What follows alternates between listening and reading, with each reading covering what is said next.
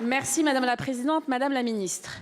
8 millions de personnes sont touchées par l'épidémie d'obésité et un Français sur deux est en surpoids. Cette réalité frappe encore plus durement nos territoires ultramarins et de manière plus générale les Français les plus précaires qui n'ont d'autre choix que d'acheter les produits les plus sucrés, les plus gras, les plus salés et les plus transformés, tout simplement car ce sont les moins chers. Les lobbies de l'agro-industrie capitalisent sur l'absence de transparence en sacrifiant la santé des consommateurs pour assurer les dividendes à leurs actionnaires.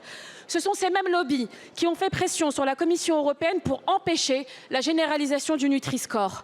Face à cela, la France est restée silencieuse. Pourquoi avoir peur d'informer les consommateurs ? Pourtant, les conséquences sanitaires sont catastrophiques. Diabète, maladies cardiovasculaires et cancers se multiplient dans notre pays. Et être en surpoids en France, c'est aussi subir la grossophobie. Discrimination omniprésente dont on ne parle jamais.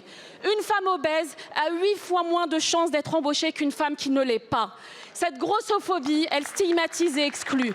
Elle génère une maltraitance médicale et éloigne les personnes obèses et en surpoids de la prise en charge dont elles ont besoin. Cette journée mondiale de lutte contre l'obésité doit aussi être une journée de lutte contre la grossophobie.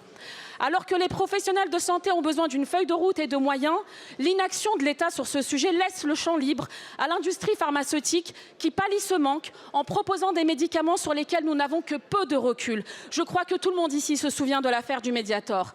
Le courage, c'est interdire la publicité ciblant les enfants, de taxer le sucre ajouté et de permettre une alimentation saine et accessible à tous. Le courage, Madame la Ministre, c'est d'investir massivement dans la prévention et la recherche afin que plus aucune personne obèse ne soit obligée de passer un examen médical chez un vétérinaire. Madame la Ministre, quelles mesures concrètes proposez-vous pour lutter contre l'obésité?